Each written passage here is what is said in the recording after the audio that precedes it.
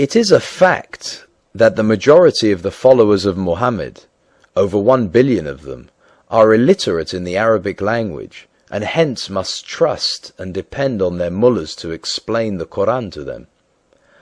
Based upon your research of the subject, as well as upon your personal contacts with different Muhammadan nationalities, what are your conclusions? I must emphasize repeatedly that a believer will not be swayed by logic or facts, which would undermine his or her beliefs.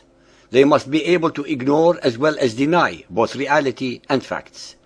My experiences, even with many of the highly educated Muhammadan Muslims, any and all my proofs are ignored without challenge. Nonetheless, let us share a few examples with our listeners. Sahih Bukhari Hadith 1.777, narrated by Abu Salama. In the morning of the 20th of Ramadan, the Prophet delivered a sermon saying, "Whoever has performed i'tiqaf with me should continue it. I have been shown the night of Al-Qadr, but have forgotten its date. But it is in the odd nights of the last 10 nights."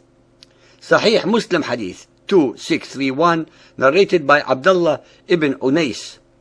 Allah's Messenger said, "I was shown Laylat al-Qadr, then I was made to forget it."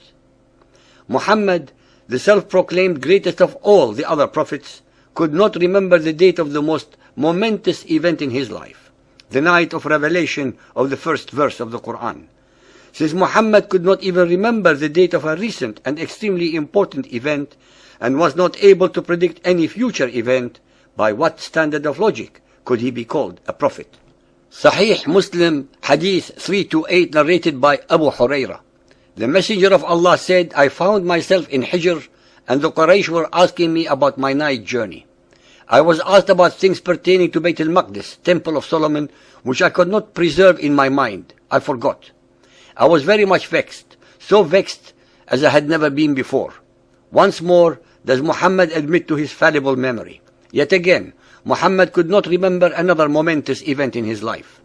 Muhammad forgot what the Temple of Solomon looked like, the very same that he had only visited a few hours earlier, and led prayers at the head of all the previous Hebrew prophets on his alleged miraculous night journey. The listener should be aware that in the year 622 AD there was no Temple of Solomon in existence, since it had already been destroyed by the Romans 550 years earlier. Muhammad was actually deliberately and mendaciously deceiving his gullible but believing followers. Sahih Bukhari Hadith 1.394, narrated by Abdullah. The Prophet turned his face to us and said, "If there had been anything changed in the prayer, surely I would have informed you, but I am a human being like you and liable to forget like you. So if I forget, remind me." Sahih Bukhari Hadith 3.244, narrated by Abu Sa'id al-Khudri. The Prophet said, "Whoever was in i'tiqaf with me should stay in i'tiqaf for the last 10 days. For I was informed of the date of the night of Qadr, but I have been caused to forget it." Sahih Bukhari Hadith 6.550, narrated by Abdullah.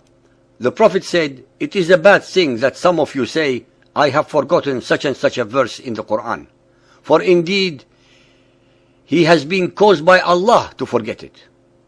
So you must keep on reciting the Quran, because it escapes from the hearts of men faster than camels do."